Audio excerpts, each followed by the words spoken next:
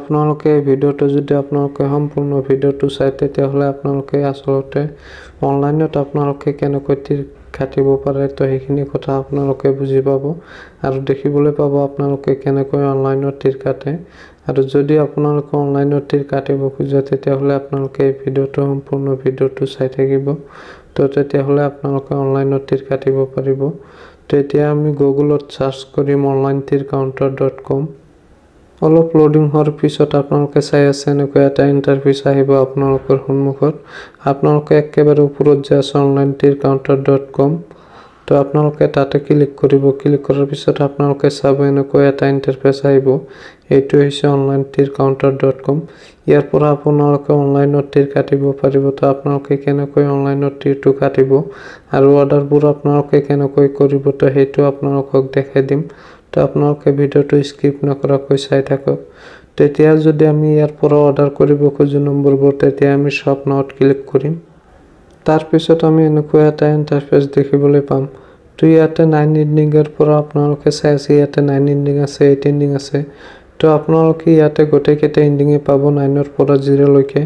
তো আপোনালোকে যদি ইণ্ডিং কেইটা চাব খোজে তেতিয়াহ'লে আপোনালোকে স্ক্ৰল কৰি নিচফালে যাব। তাৰ পিছত আপোনালোকে গোটেই নম্বৰ কেইটা দেখিবলৈ পাব স্ক্ৰল কৰি নিচফালে গ'লে। তো আপোনালোকে ইয়াৰ পৰা যিকোনো এটা সিলেক্ট কৰিব। সিলেক্ট কৰাৰ পিছত আপোনালোকে 4টা অপচন দেখিবলৈ পাব। আপোনালোকে আসলতে নম্বৰটো ক'ত কাটিব এই 4টা অপচন আহিব। তাৰ পৰা আপোনালোকে যিকোনো এটা অপচন সিলেক্ট কৰি ল'ব। আপোনালোকে আসলতে নম্বৰটো ক'ত কাটিব।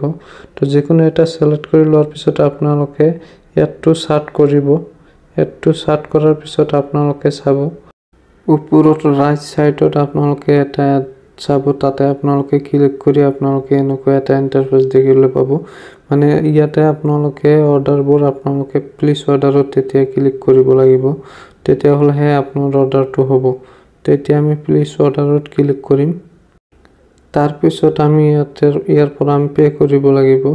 তো আপোনালোকে চাই আছে অৰ্ডাৰটো সাকসেসফুল হৈ গৈছে। হৈ যোৱাৰ পিছত এতিয়া আমি অৰ্ডাৰটো পে কৰিম কেনেকৈ। তো এতিয়া আমাৰ হোৱাটছআপত এটা SMS আহিব। তো আপোনালোকে আপোনাৰ হোৱাটছআপ নম্বৰটো দি কনফাৰ্ম কৰি ল'ব। তো সেই আপোনালোকে হোৱাটছআপৰ SMS-ত যাই আপোনালোকে পেমেন্টটো দিব পাৰিব। তো বলক এতিয়া হোৱাটছআপত তো আমাৰ হোৱাটছআপত এনেকৈ এটা লিংক আহিছে।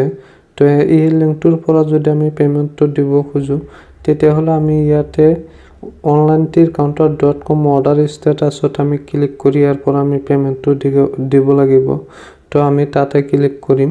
তাৰ পাছত আমি এনেকৈ এটা ইণ্টাৰফেচ দেখিবলৈ পাম। তো ইয়াতে 3টা অপচন আছে। আমি এই 3টা অপচনৰ ভিতৰত যিকোনো অপচনৰে আমি পে কৰিব পাৰো আৰু আফটাৰ আমাক পেমেন্টটো কেনেকৈ দিব সেইটো আপোনালোকক কম। যদি আপোনালোকে পেমেন্টটো পায় তেতিয়াহ'লে আপোনাৰ হোৱাটছআপত আপুনি পে নম্বৰটো তাক দি দিব আৰু সিহঁতে আপোনাক পেমেন্টটো আপোনাৰ পে নম্বৰত পেমেন্ট কৰি দিব। আফটাৰ 30 মিনিটৰ ভিতৰত আপোনালোকে আপোনালোকৰ একাউণ্টত পেমেন্ট পাই যাব। সেইটো 100% জেনুইন। তো আপোনালোকে ভিডিঅ'টো চাই নিশ্চয় বুজি পাইছে আসলতে আপোনালোকে কেনেকৈ অনলাইনত তীৰ কাটিব পাৰে। তো আপোনালোকে অনলাইনত তীৰ কাটিব আৰু ভিডিঅ'টো শেষলৈ চাৰ কাৰণে ধন্যবাদ জনাইছো আপোনালোকক।